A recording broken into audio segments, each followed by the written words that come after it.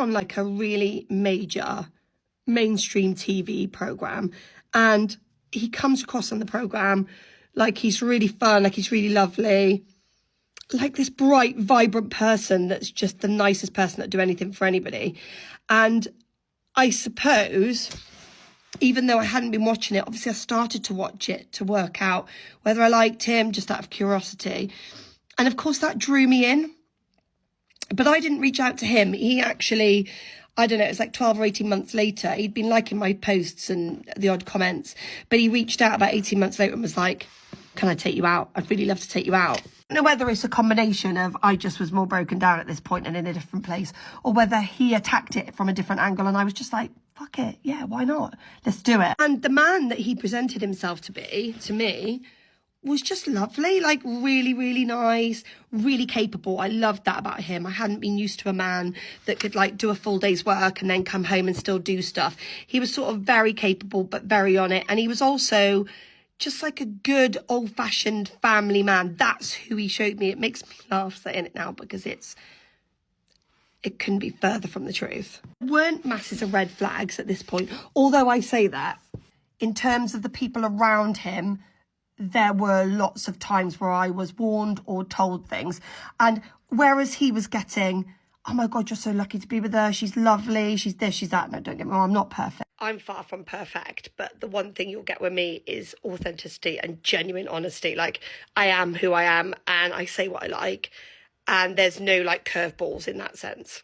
One night going over to his dog sitter to collect the dog, and I think of her really fondly now because she was like probably one of the only people that really genuinely tried to say to me, please be careful, he's not who he says he is and you and your children will get hurt. And I honestly, I really would send her so much love and respect for trying to just be somebody that said, please be careful. Although lots of people around him did say that to me, you know, like mentioned about womanizing and mentioned that just things weren't as they seemed. And it was very bizarre, the relationship he had with his daughters. That was, I don't like to talk about it too much because I would hate to upset them because they are lovely, lovely girls. But like it was really, really hard because there was an atmosphere and they obviously knew, but they just didn't know how to kind of express that and deal with it. So the dog sitter had kind of alluded to the fact that he was still living with his ex and making out to her that he was going to go back to her. But then there were other women and then there was me. We were having lots of fun. We were really passionate with each other, really fancied each other, but also really enjoyed each other's company. And as far as I was aware, loved the same things. And we had this like solid family unit quite quickly because he kind of just pushed himself into my life. Like I remember being at work and chatting to a couple of my really close colleagues and saying, oh, I'm not sure, because I was quite like worried about it. And they were like, no, he's lovely. And then one night he'd gone over to my ex's house to pick up the children without telling me. And I just felt a little bit like he just did what he wanted, but yet he'd keep his own stuff. So you couldn't get in touch with his ex-wife about the dog or anything. You couldn't get involved in his life because, of course, he had to keep you divided so he could conquer. Because if you actually hooked up with these people, they'd be able to tell you the truth.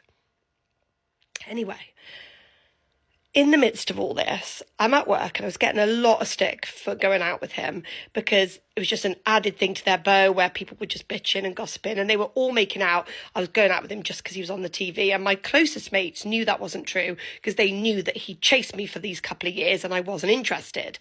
So they were like, not true at all. But it was all making work much more difficult, even though work was always a bit like that anyway in that trust. It gets worse. And I'm kind of alluded to the fact that with this woman who's just had a baby. Told me about this woman that he was sleeping with that was pregnant, but it wasn't his. Who knows? And that was just what it was, and it was just a bit of fun. But there were quite a few of those.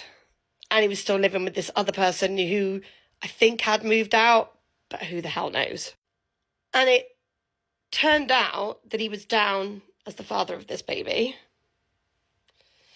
Of course, I couldn't say or do anything because I'm in work and it's, it's very awkward. I've spoken to this lady since. she got in touch with me. But it was very upsetting for me. At the time, I was like, I didn't know what to think. And I did question him time after time after time. And he was just like, played it down. And he did go and see her and help her. And I did think it was slightly strange. I mean, even saying this out loud, I feel like an idiot. He was buying her a breast pump and stuff. But I'm like quite easygoing. Like, I was really good friends with my ex. I had his ex-wife over for food. Like, I wasn't that type of person that was like, no, you can't be friends with exes kind of thing. So I was like, thought nothing more of it, and actually thought the poor woman's just had a baby. She probably needs the help. But there's a story that goes alongside this, because me and him end up, because he's desperate for a baby, desperate to get married, desperate to buy a house. But we end up not being able to get pregnant and going for IVF. This is where the story just gets darker and deeper, because I choose to marry him after all this, so I'm sure you're going to say you're your own worst enemy, and I possibly am up until now, because I think I just haven't realised my own worth, and I've let all these things go on. But basically, a few of the midwives said, because he said the baby wasn't his, that they'd never seen a baby look more like its dad. And the other factor was that the baby was named a name that matched his surname. And I just thought, I don't know what to think about this. Like, I felt like I was losing my mind.